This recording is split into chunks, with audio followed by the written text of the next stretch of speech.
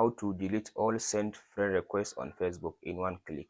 So in this video, I'll show you step by step on how to delete all sent friend requests on Facebook in one click. So I'll show you the possible method to do that. Now open up your Facebook app. So after you open Facebook like this, now go to this menu. From this menu, now scroll to down. As you can see now, just tap on this see more button. Go and search for friends. So here is it now. Tap on this friends. After you open friend like this, now go to this see all. So from this option, tap on this three dot. So now go ahead, tap on this view sent request.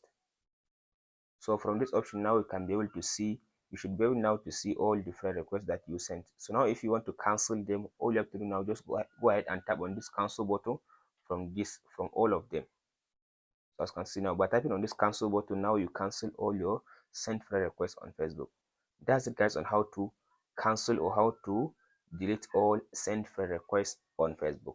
Hope this video helps. Please like and subscribe.